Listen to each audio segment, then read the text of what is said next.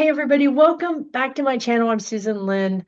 I'm a psychic medium. Thank you so much for tuning in today. Today I have one of my favorites again on the screen, Dr. Vicky here with me. Now, she does a lot of things. She does tarot, she does astrology, she does numerology, but she also reads the Kabbalah, which I think is going to come in really handy right now because what she's going to help us with today is she's going to help us understand how we can weather the storm. How can we get through this with our soul and our mind and our everything still intact on the other side? And dare I say, maybe even come out in a better place than we went in. That's something that I've been saying for a long time. I want 2026 to be my best year ever.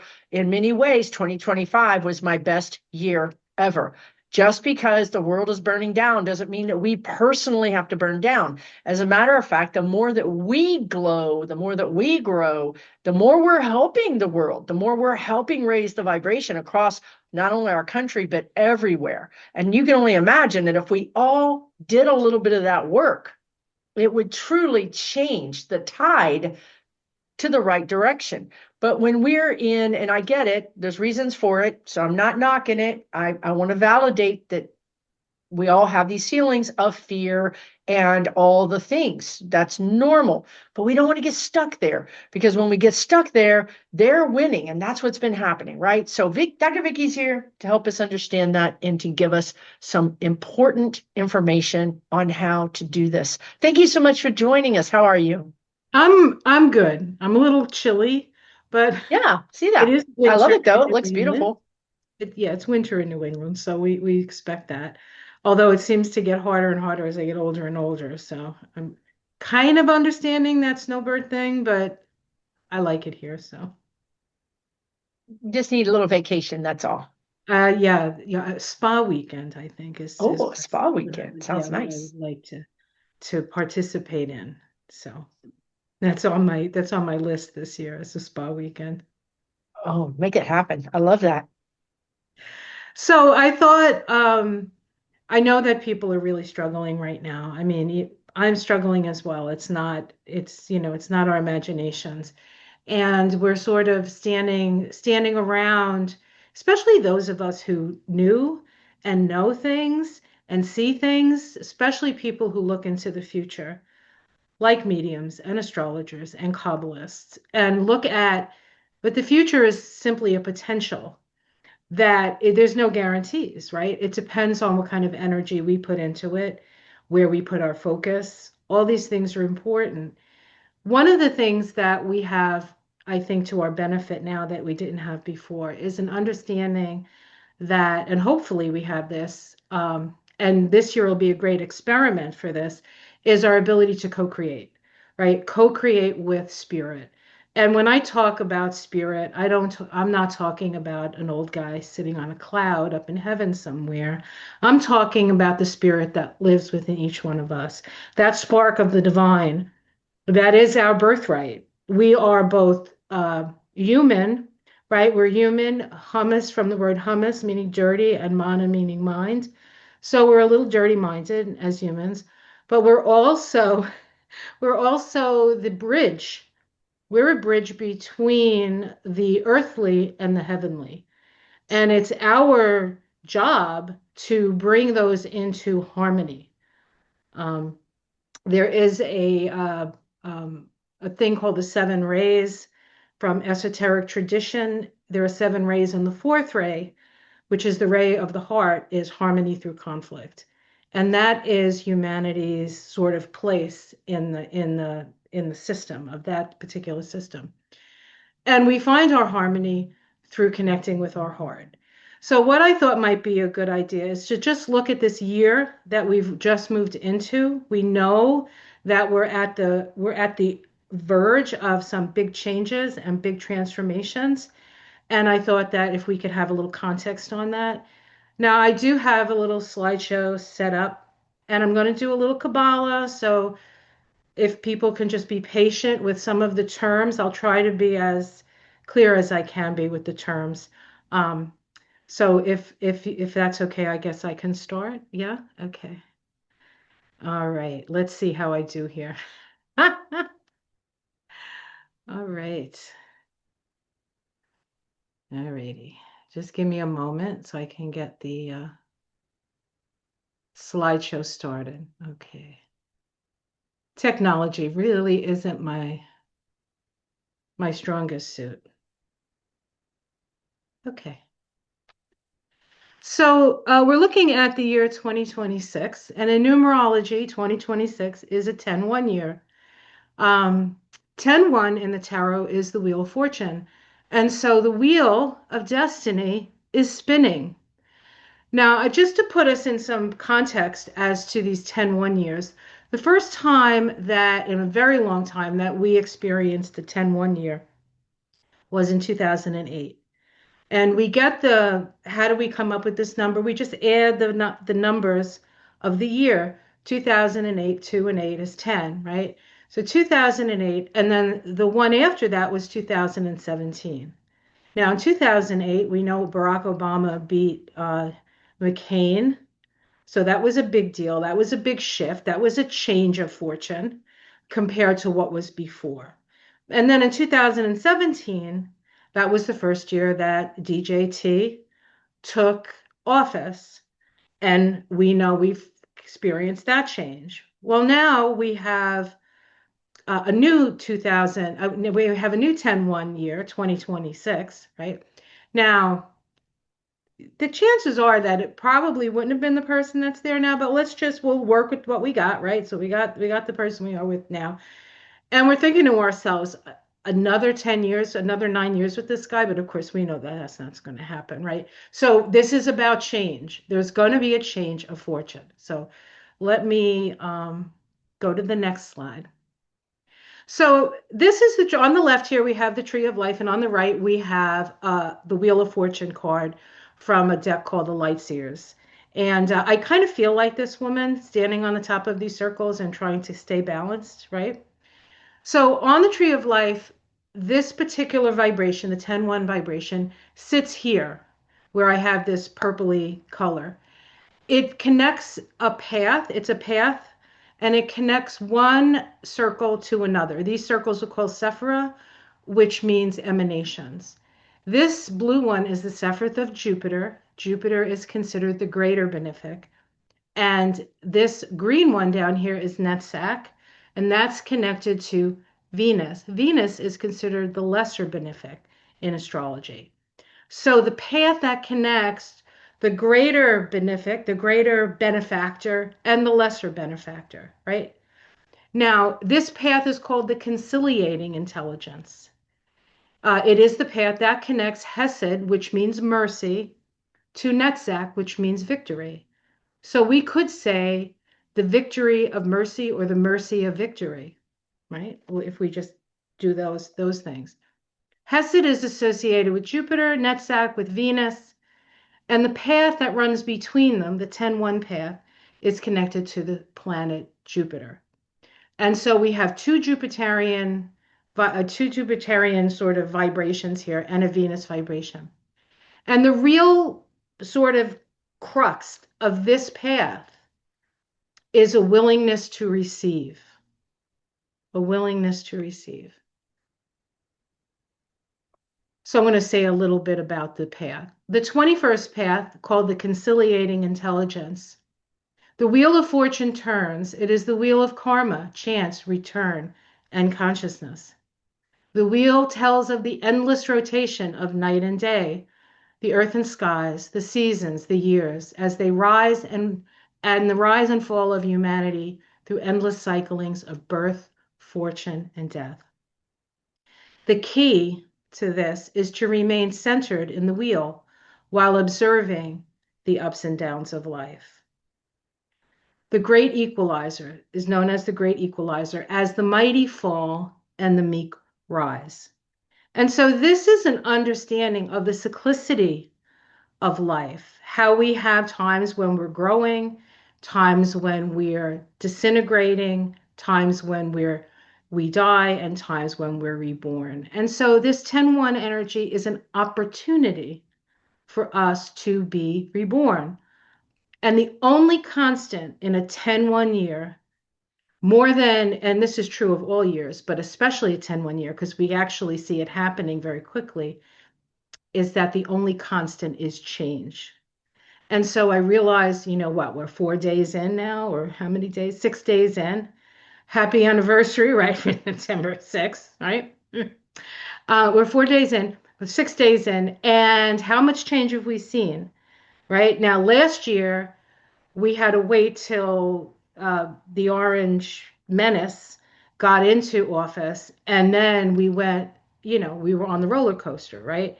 Now, last year we were in a 9 year, so our best course of action last year was to let go, was just to let go. We didn't really have a whole lot of uh, we didn't have a whole lot of say in that. And so we did. And it was painful and it was difficult. And there are certain things that we've lost that we're never going to get back. But if we haven't gotten them back, it likely means we don't need them because we can create maybe at a higher level or a more true level as to who we are. That includes people and it includes countries.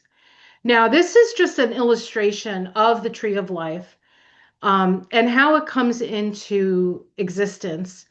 It says, into the void created by the contraction of the all is the lightning flash that bursts forth into the void, creating the tree of life. And so this is the top of the tree here. This is creation. All right. This is the lightning flash that comes down the tree. And we can see the tree here. And this lightning flash looks a little familiar because it's the exact same lightning flash that we see in the tower card in the deck. Okay. The lightning flash comes from spirit and it is a manifestation. It's a manifestation of the desire for spirit to manifest something. Now, when we look at the tree, we can separate out the tree to different levels. The way we're looking at it now is we're looking at the tree separated into triangles. And we have the supernal triangle, which is the triangle of spirit. And it says here, the only true reality, the supreme Godhead that can never truly be known. So this is beyond our comprehension as humans. And then we have an abyss. And then we have the inverted reflection, the ethical triangle, or the triangle of the soul, the inverted reflection of the true reality, which begins the basis of manifestation. And then we have the next triangle, which is actually a densification of this triangle. And it says a denser imitation of the inverted reflection, the foundation of matter, called the astral. This is actually our personality or a lower self. And then we have the world of matter, which is Malkuth, which is all by itself down here, the material world, pure form, Kether, which is the crown, that's the top one, in its ultimate manifestation. And if we look at it this way, we have spirit, soul, personality, and body. Now, the reason that I'm pointing this out is because of what's been going on for a while now so people can understand kind of what special place we're in evolutionarily. Now, what we're looking at here is the supernal triangle. It's the first three Sephiroth. Kether is crown, and it's unity consciousness. Okay, so there's no definition. There's no masculine. There's no feminine. There's no black. There's no white. It's unity. It's all that is. All that is, that ever was, and ever shall be, is in Kether. And then we have the second Sephiroth called Chokmah, which means wisdom. And this is connected to the planet Uranus and also the masculine. Chokmah is a reflection of Kether, and it's called force. It's about force. And then over here we have Binah, which is the divine feminine. And this is the Sephiroth of form. So what happens is Kether wants to see itself, reflects itself into Chokmah. Chokmah is all this energy. Now, for people who have a lot of things in Hokmah, like a certain psychic medium, spiritual navigator, the amount of energy that's like, right, coming out, right? And what Bina does is Bina takes that energy and contains it. Kind of like when the egg is fertilized by a sperm, it creates this boundary that no other sperm can get in, right? And that's where creation takes place. So this is the place of creation. Now, these Sephiroth are also associated with planets, so we can sort of get a sense of, well, what are the planets doing? How is this affected, right? Well, first of all, the first two planets are Pluto and Neptune, and they're in Kether. Now, Pluto and Neptune have been in a sextile for all of our lives, pretty much. When you look at how two planets relate to each other, it's called a synodic cycle. And that cycle goes from when it conjunction to its next conjunction. And depending on where the planets are, depends on how long those synodic cycles are.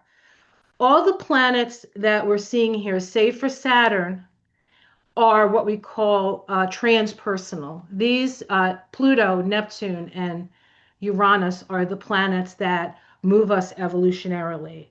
In fact, the function of those three planets is to break open the egg, so to speak, the break of the cosmic egg so that the light can come in, because Saturn deals with our idea of the structure of our reality.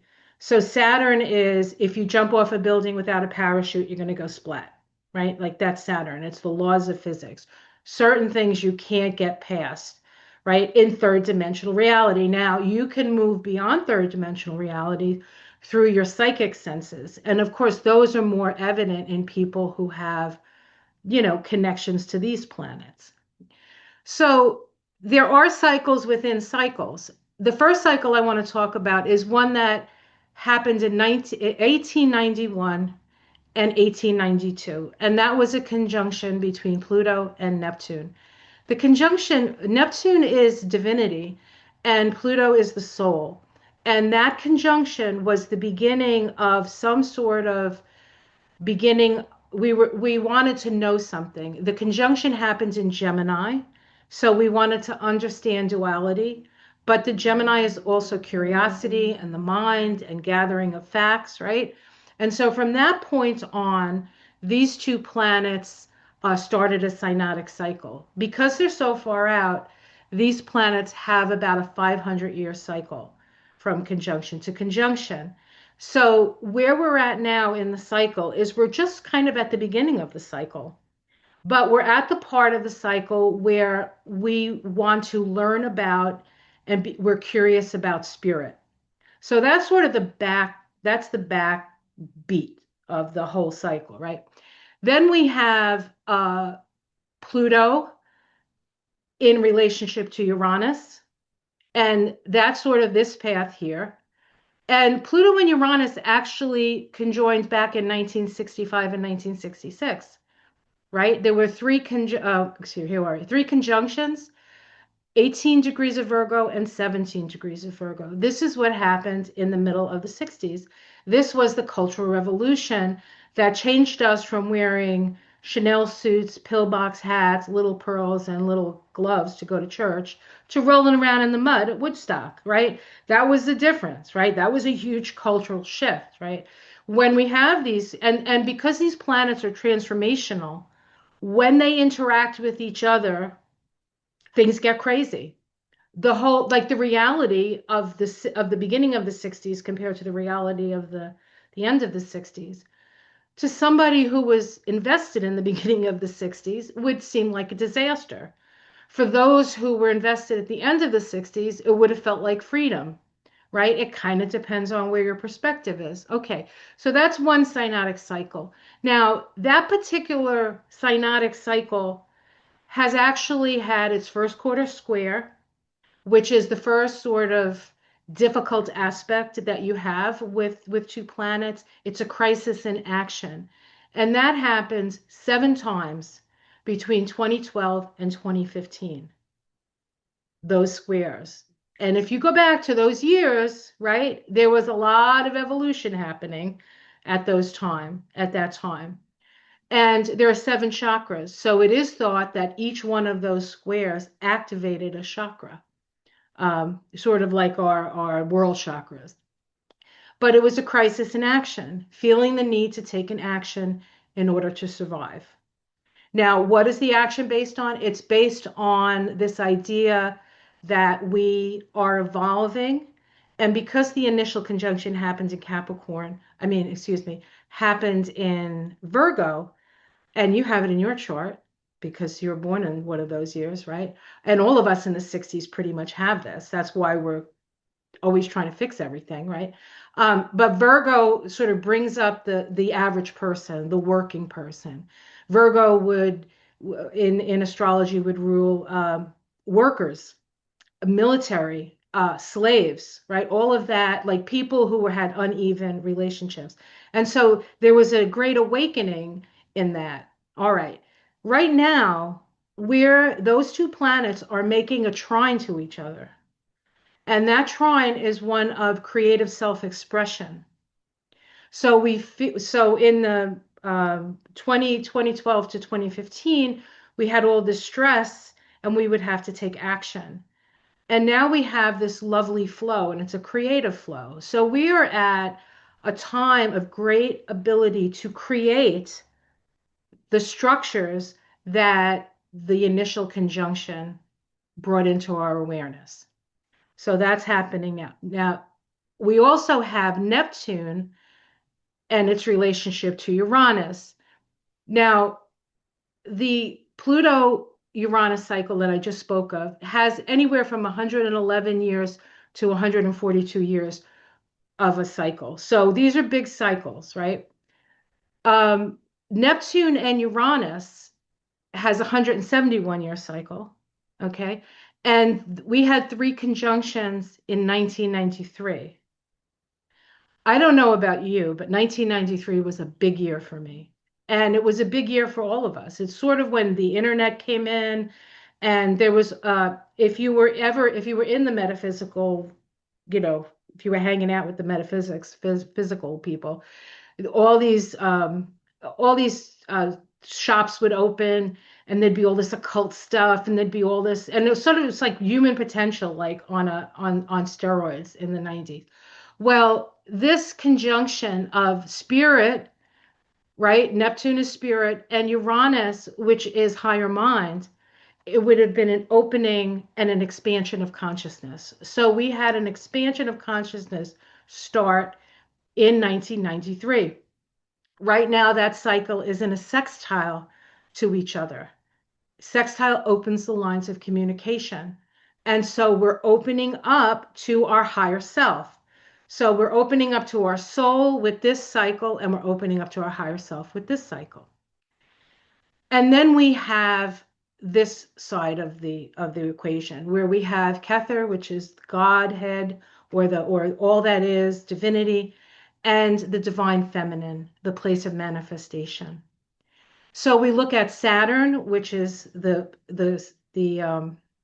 planet associated with Bina, and then Pluto and Neptune. Well, back in 2020, we had Saturn make a conjunction of Pluto, right? That started 2020. This is sort of the COVID thing, right? Every time Saturn and Pluto would make a conjunction in history, there would be some sort of, um, what do you call COVID? What's the word I'm looking for? A pandemic or Pandemic. It was a pandemic. It's a pandemic thing, right? Something always happens. The last time they came together before 2020 was 1982. That was the AIDS epidemic, AIDS. Holy smokes. right? So this is about a 33-year synodic cycle. It depends because Pluto has a sort of a wonky orbit, so sometimes it takes longer than other times. But we just started a cycle with this. Now, what's Pluto and Saturn? Pluto is the soul, and Saturn is the structure of our consciousness. So we had the soul and the structure of our consciousness talking to each other in the sign of Capricorn. Capricorn is about taking responsibility for yourself. Okay.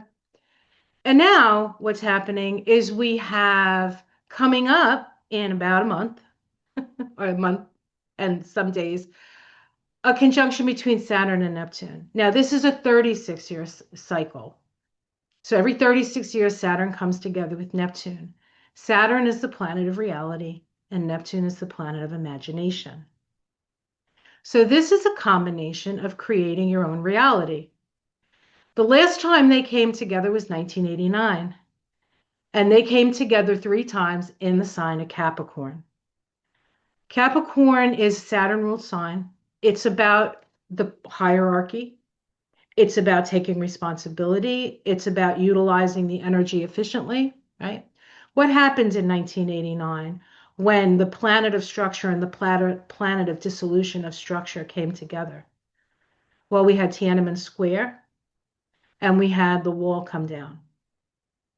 The other interesting thing about the Saturn Neptune cycle is that it's always connected to Russia. It's always connected to Russia. So there's going to be a change in Russia because of this conjunction. And then the last place we haven't looked is here, between here. And this is Uranus and Saturn. Now, Uranus and Saturn are interesting bedfellows because Saturn is about structure and Uranus is about blowing up the structure. So this conjunction, we actually had this conjunction back in 1988 in the sign of Sagittarius. Sagittarius is about what we believe. So there has been a disruption in the force, I guess, in the matrix about what we believe to be true. This includes this also includes things like religion, justice, the Supreme Court. That's all this kind of energy. Well, it started with 3 conjunctions, and we have a new cycle that's beginning June 28th of 2032. Now, that may sound like an interesting period of time. People have been talking about the 2030s, how this is going to be a big shift and well, in 2032, 29 degrees of Gemini, I think the Sabian symbol is the first robin in spring or something like that. But the symbol is a rebirth. And then once that conjunction happens, this whole area would have sort of set itself in a new evolutionary imperative. Because as we see from the previous, this is the spirit. So we're in the middle of spirit sort of making the decisions about what direction we want to go in. So if it feels like it's like we don't really have a say, we don't really have a say. But what we've come at this time, which is a very specific time, to come and experience something and bear witness to it and help in any way that we can. Okay. So let me continue. Is this making sense? Is this okay? So let's take a quick look at 2026, because there's a lot of things happening. So what this chart is it's just a chart where we have things changing signs, big things changing signs. The first thing that's going to change signs this year is Neptune. On the 26th of this month, Neptune's going to move back into Aries. Neptune's been in Pisces for about 14 years. Now it's moving into Aries where it's going to stay for 14 years. If you think about like 2011 when it first went in to now, the difference that Neptune and Pisces brought, now we're going to have it in the sign of the I am. Saturn is also going to move back into Aries. We had a little bit of taste of that last year. So there was a little taste of that last year, but now it's in and it's staying in. And that's going to happen, I believe it's Friday the 13th, February, Friday the 13th. Saturn's going to move into Aries. And then on the 20th, these two planets are going to conjoin in the first degree of Aries, the beginning of the zodiac. That has, I think, only happened twice in recorded history. And I'm not sure it's ever happened at the first degree of Aries. Aries is where everything begins. And this is the structure of our reality. All right. The other things that are shifting now Pluto is going to stay in Aquarius. It moved in and out for a couple of years. Last year, at the end of 2024, after the election, it moved in to Aquarius. It was in Aquarius all last year, and now for another, say, 18 years. So we don't have to necessarily worry about that right now, save that the last time Pluto was in Aquarius, a few people lost their heads, right? The French Revolution, the American Revolution. Um, where are we here? Uranus starts the year in Taurus, and then in April it moves into Gemini, where it's going to stay for 7 years, not going back into Taurus. Gemini is communication, curiosity, um, duality. Chiron, which has been in Aries for quite a long time, it spends its most time in Aries. We're dealing with that. Chiron in Aries, the wound of bullying, the wound of the toxic masculine, the wound of, right? It's interesting that our illustrious or disillustrious president kidnapped the ruler of a sovereign country, right? Who himself was a bully, right? So we have a bully kidnapping a bully at the moment that Chiron in Aries turns direct,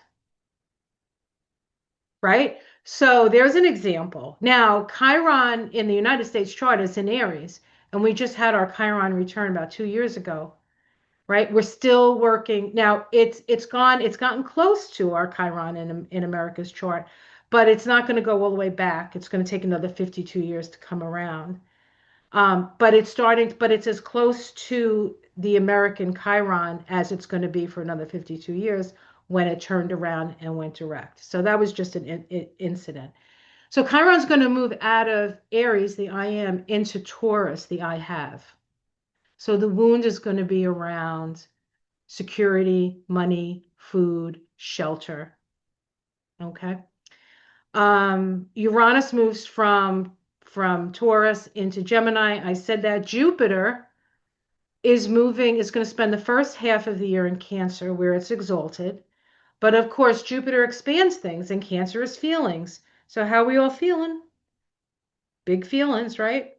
Then it's going to move into Leo, and that's going to happen in July, I believe.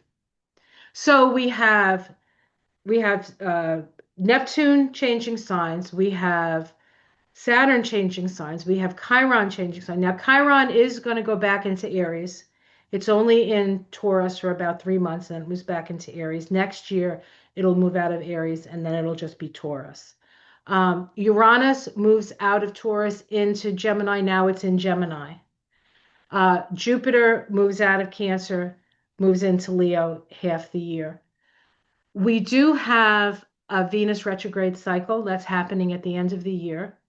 And it's going to be retrograde in Scorpio, and then it goes back into Libra. Both those signs deal with our relationships. But today, as we do this, we actually have Venus conjoining the Sun, starting a new Venus star cycle. And it's a Venus star cycle in Capricorn. Venus in Capricorn is all business. She doesn't take any crap. She also goes by the rules. So there's going to be a lot more going by the rules influence this year, which seems kind of strange because it doesn't seem like anybody's going by the rules. But perhaps the rules just haven't caught up yet. All right. And then we also have two more things. We have the nodes of the moon changing this year. That happens in July. Right now they're in Pisces and Virgo. And you know they are because you're a Virgo, and it hasn't been easy, has it? But they're going to move into Leo and the North Node into Aquarius and the South Node into Leo. And so that's changing too. So we go from the axis of healing and health and healing into the axis of love.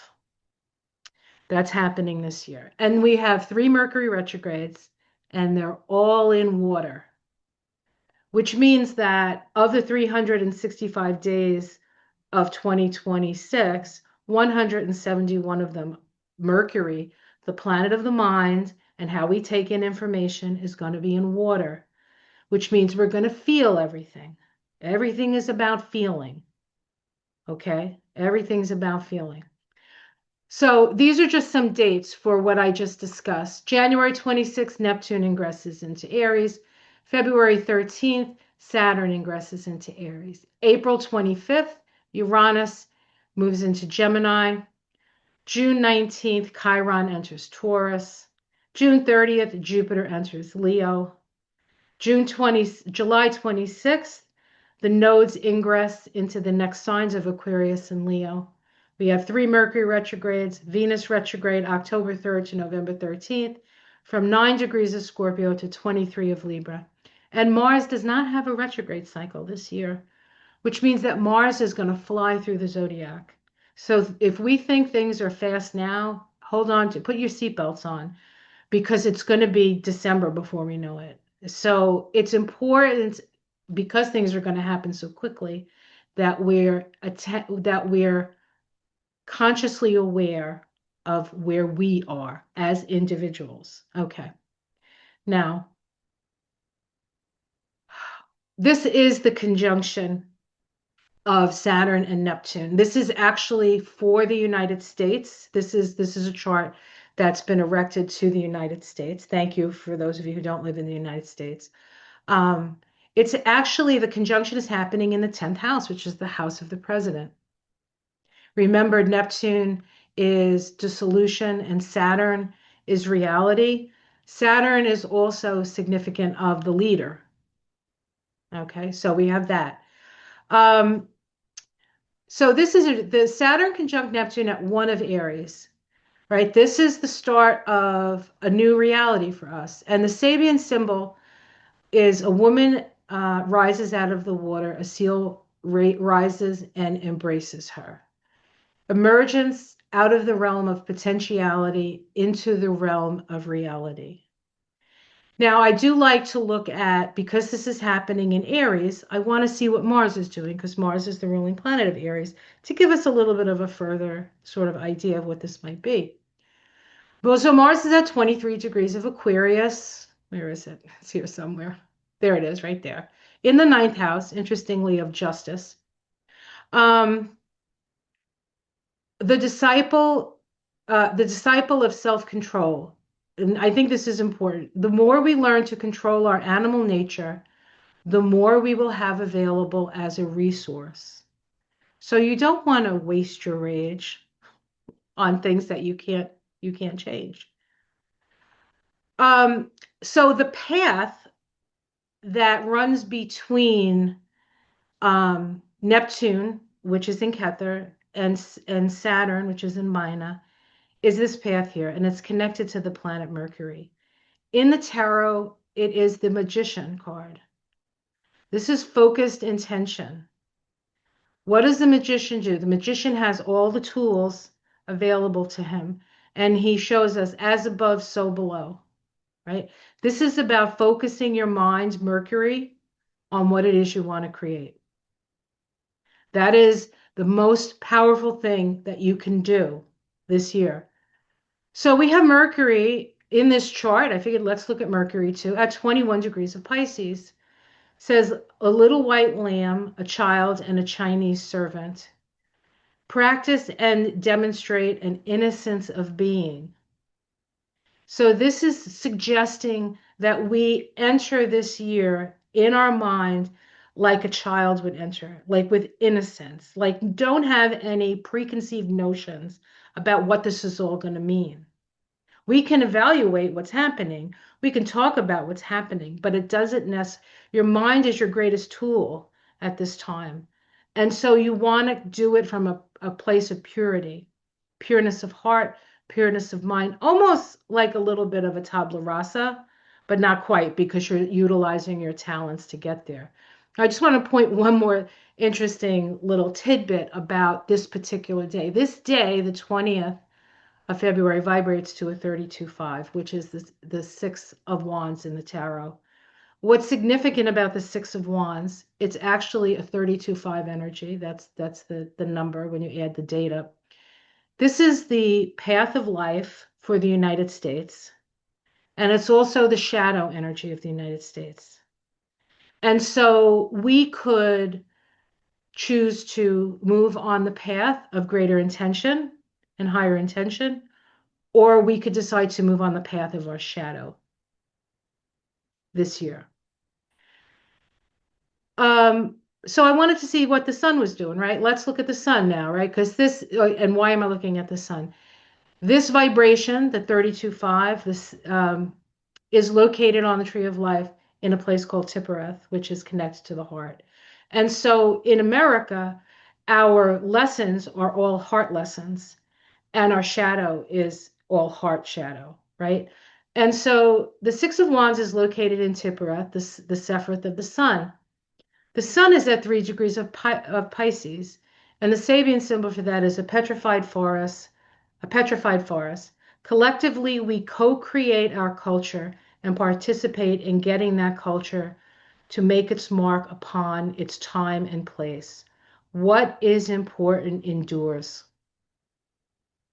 So, in my reality, we don't go around kidnapping other world leaders, even though our eyes say that's what's happening. And it seems like the media is all for it. All of a sudden, all these anti-war people are like, oh, well, we got a war. We got to take care of this guy's a bad guy.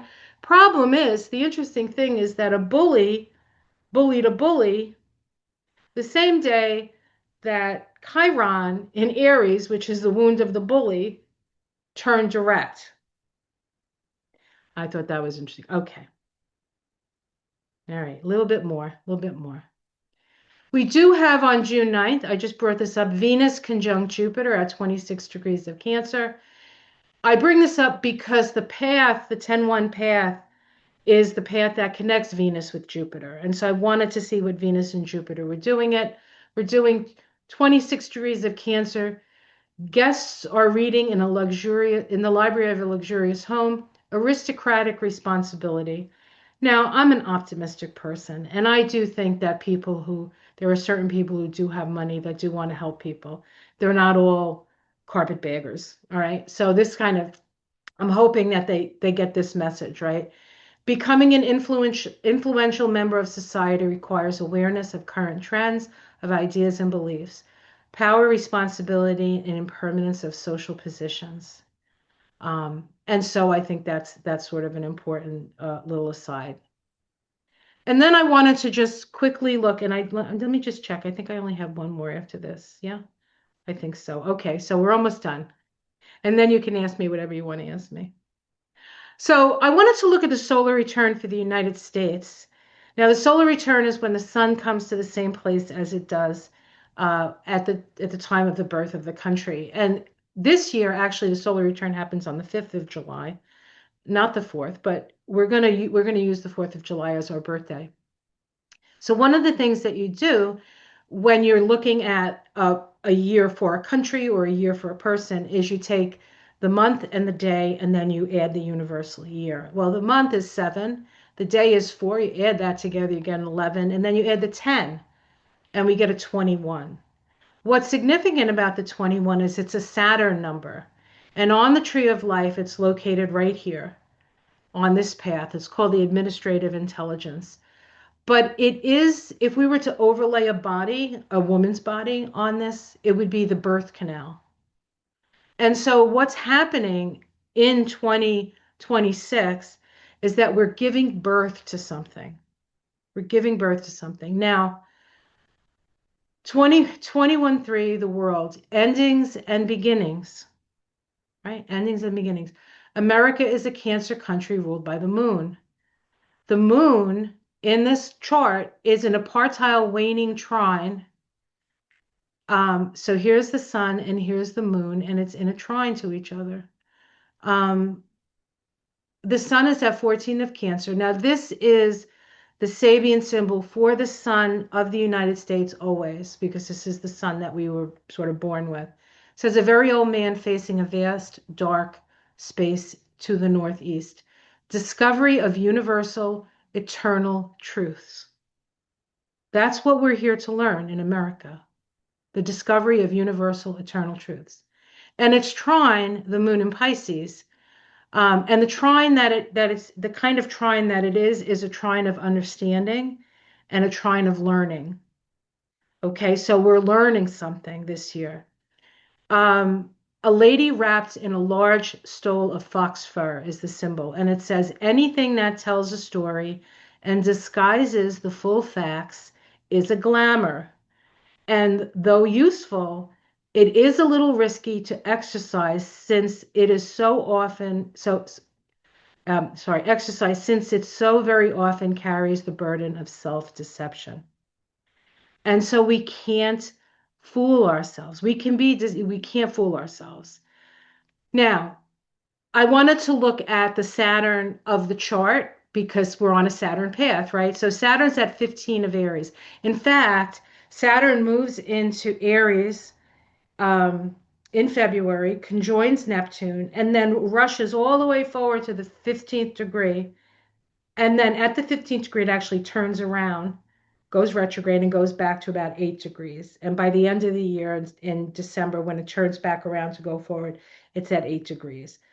So the beginning of the Pluto, of the Neptune Saturn cycle, yes, the very very beginning is February, March, say April, and then it starts to move away where it's no longer in orb, but it goes all the way to 15, then it comes back again. So there's this energy of moving forward really fast and then backing off.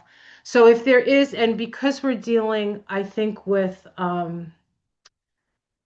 Saturn in a warrior sign, the sign of the warrior, I feel like there's that aggression that we're experiencing now may actually continue until that time and then sort of back off. There's a distinct difference between the beginning of the year and the end of the and towards the middle of the year. We're going to still be working out some stuff, right? When we get to like June and July, July is a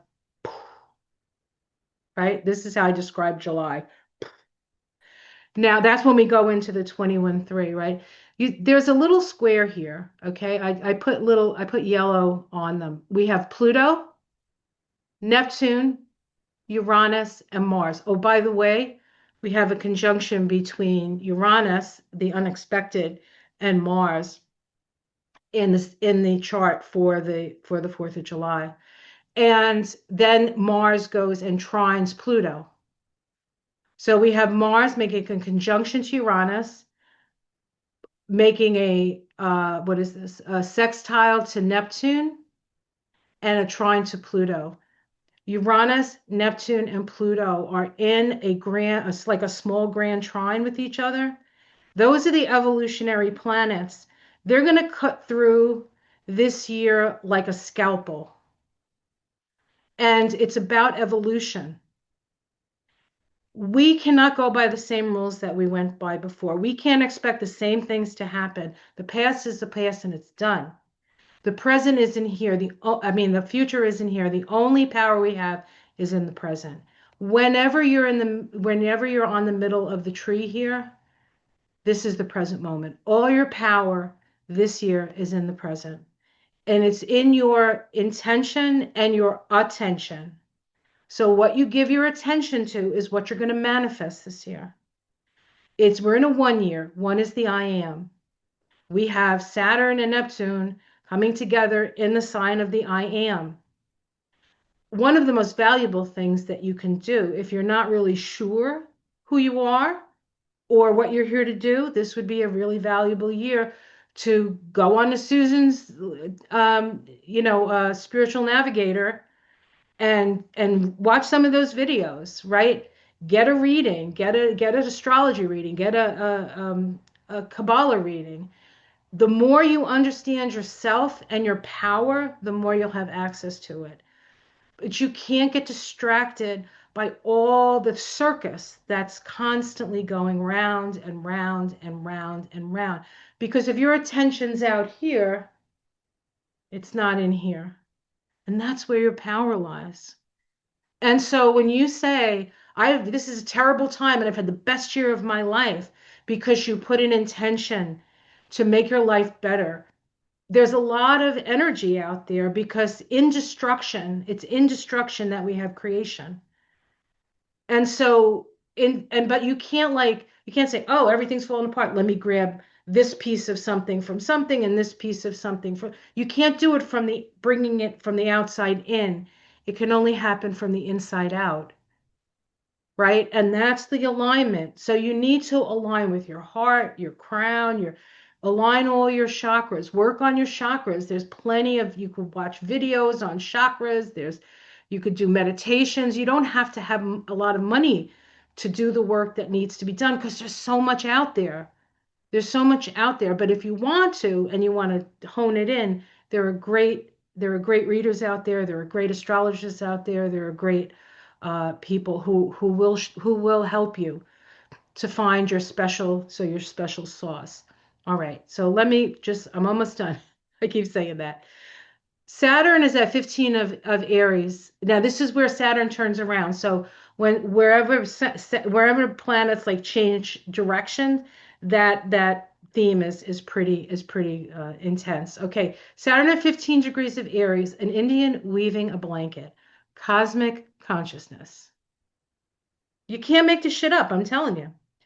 Living increasingly as a realized being, sanctifying life itself. We are given life to live it, not to suffer, but to live it. Um, all right. And then just one more thing, just to show you how what's going on. This is the United States chart, the actual birth chart, 1776, and this is the solar return, just to show you how things are lining up. Pluto in the sky is now halfway between the Pluto and the south node of the United States. So we have Pluto, the planet of the soul, going on to the south node of the United States. South node is the past, right? It was a revolutionary past. So we're having another revolution. We're in another revolution. Um, the sun, of course, will be on the sun because it's a solar return. That's the way it's supposed to happen. Mercury is actually on the Mercury of the United States, and both of them are retrograde. America has a Mercury retrograde, and this year on our birthday, Mercury's retrograde almost to the exact minute. So this is about the people, and Mercury deals with young people. So this is going to be the voice of the youth. We also have Jupiter there in Leo on its way to the North Node uh, at 6 degrees of. So this whole confabulation here is getting activated. Uranus and Mars, right? They're in a conjunction. They're getting close to Uranus in the United States chart. We're going to have a Uranus return soon. I think 27. I think that's either 27 or 28. I can't remember off the top of my head. Every time we've been, every time we've had a Uranus return, that happens every 84 years, so it doesn't happen that often. We're usually involved in some sort of uh, conflict, which isn't really hard to say because, I think there was like maybe 3 years that we weren't beating somebody up as a country. But the last time that Uranus was in Gemini was World War II. And the time before that was the Revolutionary War. Now, you might say, well, are we going to be in war again? Well, maybe not. I mean, we'll be in something. I mean, because we're in Venezuela, we're here, we're there, we're everywhere. But is it going to be like a world war? I don't know. I don't know. But hopefully, we're more aware and we're moving into it in a different way. Plus, it's going to be a little bit of a different war, I think, because of technology. So it's not going to be the same kind of thing that we had before, certainly. And it could even be a technological war, you know, electricity, the internet, things that disrupt our communications. That could very well be what this next war is all about. Um, and let's see, is there anything else? The North Node is on the moon of the United States. And a little while after that, it's actually going to be exactly on the moon of the United States. The moon in a mundane chart is the people. So even though we have this guy, picking fights with every other, whatever, it's interesting if he the thing is like, I don't know if he realizes that he was he kidnapped himself. Right? You know how he says it's the enemy within? He actually kidnapped himself. He did, and he's like, Maduro did this. He destroyed the economy. He did this to the, he did this and he did this and he did this. It's exactly what he's like he's John is trying to get tips. I wouldn't be surprised if they're in cahoots. I I think they wouldn't are be, in cahoots. I really do yeah, yeah. totally So think they're in cahoots. So I wanted to like bring forth this I wanted to bring this forth to a little larger audience because I talk about this on my channel all the time, but it's not that big. So I thought it would be helpful for people to have some sort of sense that they really do have control, but we have the same control we always have. We have control over ourselves. If we can actuate our energy from the inside out, in chiropractic, we're taught above, down, inside out. Everything comes from above, comes in, and it comes out. And that's why when you get adjusted, you free up the energy, the subluxation is less than light, it lights you up, right? It makes you, it actuates you on a physical level. So let's align ourselves. Go to the chiropractor if you have to. Do your Yes. meditations. Do you go listen to Susan? So Visit her channel because I don't know if you guys see what happened, but she gave a whole class. You just got an entire class for free. Everybody else will be charging for this. So please understand there is so many resources for you out there to help you understand what is happening. She not only talked about, I think, things that a lot of people are kind of familiar with, the Kabbalah, numerology, tarot, astrology, but I do want to mention the Sabian symbols because when she read those signs like a little girl, a lamb, and a servant, like that's the Sabian symbol. If you're not familiar with that, this guy channeled these symbols and they're used. You can look up the Sabian symbol for yourself, right? But that's another thing that she was using there. If you're not familiar with it, that's what that is, and that's where it came from. And I think it was channeled a long time ago, right? I think it was the 30s. It was In in the the 30s. So you see things like a Chinese servant and you see the words like Indian. These are not words that are acceptable today, but this material was channeled back in the 30s so you can understand why the words are what they are. Um, I think it's fascinating too because I know that we don't get to watch all of each other's videos because there's just a lot going on. But me personally, I've been talking a lot about this topic that she brought up today, and I didn't know what she was going to do. I literally learned with you, okay? And I think it's funny how spirit brings it all together, right? Like personal responsibility about how, look, these things are happening, and we're gonna, when she was describing, like, if we get distracted or involved in what's happening out there and then we just sort of lose our way, the spirit guides show me a ship with no motor. You're just floating around, right? You're not getting anywhere, you're not going anywhere. And I think maybe we all need to have more conversations about personal responsibility because also it is our responsibility as citizens. And I know that Dr. Vicky takes this very seriously. I know she does. So we're not saying that to abdicate our citizenship, our role as citizens. The guides always call democracy as a full contact sport. But I would say to you again that raising your vibration, learning about what's going to help you get through this. Look, we're going through some stuff. This is no, this is not going to be a cakewalk. We're going through some stuff.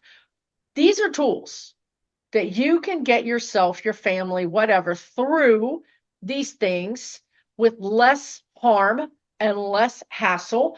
And there's no reason for us to experience harm or hassle. Let's look at that too and understand that if you feel guilty because you're making good money, that's a that's an issue with you. That's not an issue that's if you're making good money, the only responsibility you have, in my opinion, is to take care of yourself so you're not a burden on us. Number two, pay your taxes. Number three, send some back for us.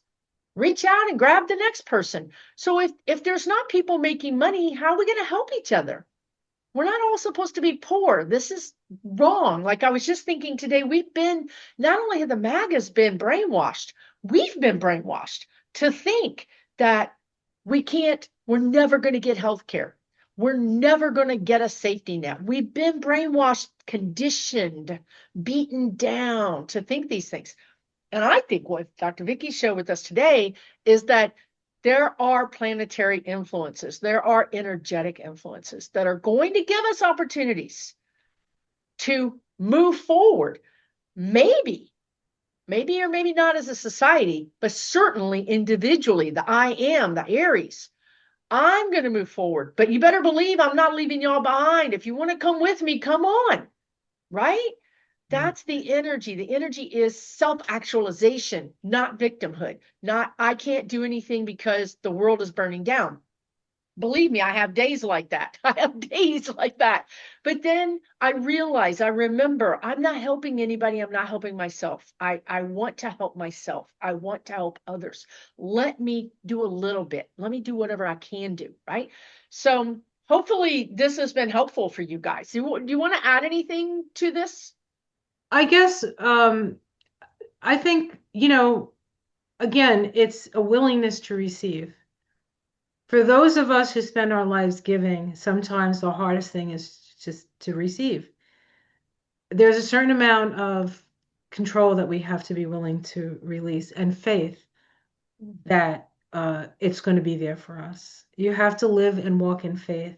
It's not an easy path, but if it was easy, we wouldn't have incarnated at this time.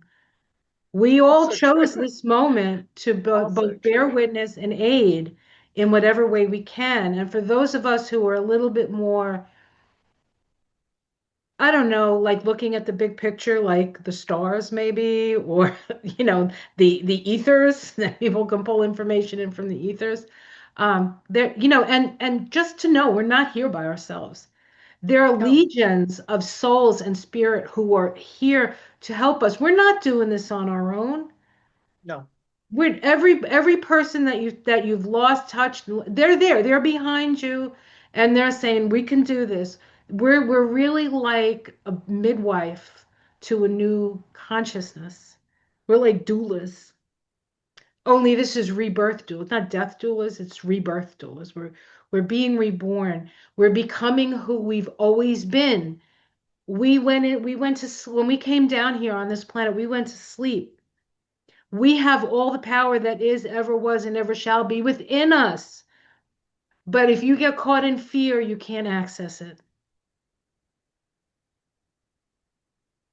That's what I would say. Yes.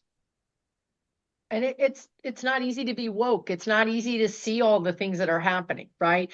And that's another reason why I think it's interesting when I get spun up, when I get depressed or spun up or just anxious, my guidance is go sit down and do something. Go sit down and work on something, produce something, or get involved in something. Go meet people. Go take a walk in nature.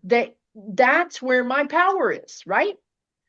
That's where my power is. So they're always redirecting me towards things that are more helpful. And people will say, my God, Susan, I saw a lot of videos, or you're doing a lot of things.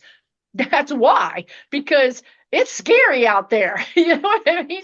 So I'm coming in here, sitting at my desk, and just trying to focus on what I can control, That's what I can do. Also knowing that what I'm doing is hopefully helping people, right? Oh, So absolutely. that's the role. And we always tell you guys, it also works like this. Go volunteer in your community, right? Go hold babies that need holding. Go walk shelter dogs. Go teach kids to read. Go hand out food at a food pantry. Go clean up your local park. Those civic things we can't control right now. We cannot control the presidency. We cannot control our Congress people right now much, but we can control our little neighborhood and our little neighborhood of our mind, the neighborhood of our physical neighborhood. And once you plug into that, you're going to feel better. You're going to meet people that you like, meet people that have similar, you know, goals and ideas that you do, and you're just going to feel better. And you're going to feel better when you drive past that park and it's clean, knowing you went and picked up trash. You're going to feel better thinking about that dog that you helped get out of their kennel. I mean, this is throwing love into the universe. And again, this really does have an impact on everybody. It really does. So yeah, that's what we would suggest. If you're looking for help, that's what we would suggest, right? And listen, Dr. Vicky, she has a YouTube channel, theseedsoftransformation.com. I'll put it on the screen. I'll put it in the description. One of the most powerful readings that I've gotten was from her reading my Kabbalah. And I'm telling you, well, it's not just the Kabbalah because you just saw what she does. So she does the tarot, numerology, she does the whole thing. And what I got to tell you that what it did for me, even though I've gotten probably hundreds of readings, is it made sense of things to me in a way that things never made sense before. And that kind of leapfrogged me ahead. I wasn't hung up. You know, I think that's what happens too is we get hung up on the questions. Why did I incarnate here? What am I supposed to be doing? Why am I here? Those are these questions that we just gnaw at and we get stuck on. And when we start to answer them, we're free. We're free to move on to the next question. We're free to move on to the next thing. And that feels so good to have answers, right? So like she said, you can find these things right now in this video, but you can also find these things on YouTube. Like I have tons of free videos. She has tons of free videos. If you have a little money, get a reading. Like she said, she does readings, you know, the guides have been telling me for the last 6 weeks, if you watch me, I know you've heard me say it, invest in you. The best money you can spend right now is on you, not on a new dresser, not on even new clothes, not on a new shiny thing. If you want to invest your money and get the most out of it, invest it in you. Take that $20 class, take that 2 hours and watch YouTube and learn things. Invest in you. It will pay off not only in 2026, but it'll pay off the rest of your life. Thank you so much. Thank you for coming. You guys, thank you for watching to the end. Really appreciate you. Please leave your comments down below. If you want to get in touch, if you have any questions about what just happened on this screen, please contact Dr. Vicky because I'm not going to be able to help you.